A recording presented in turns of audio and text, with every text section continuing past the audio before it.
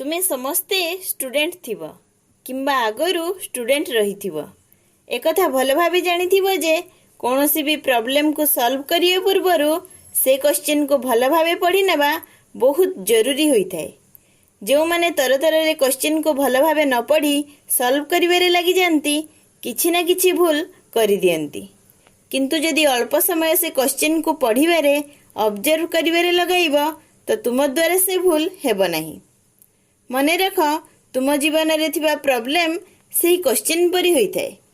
शांत मन रे अल्प समय देई निज प्रॉब्लम विषय रे चिंता कर, ताकू ठीक भावे बुझ, तुमको आपे ही सॉल्यूशन मिली जीवो। जीवन रे जिते से जे निज प्रॉब्लम को भल भावे ऑब्जर्व करि पारे। प्रॉब्लम रो स्ट्रेंथ को जानिबा परे ही निजर रणकौशल को ठीक भावे लगाई पारिबो।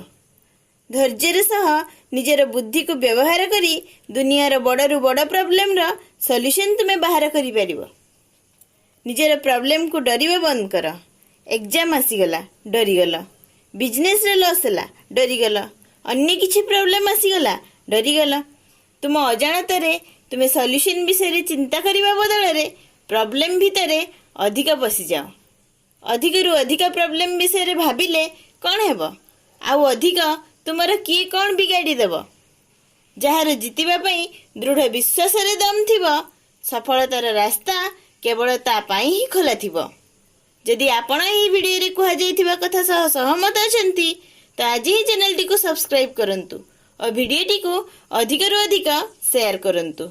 मु आसीबी पुणी एही परी मोटिवेशनल वीडियो सह जहा आपणक जीवन रे भरि देबो सकारात्मक ऊर्जा। धन्यवाद।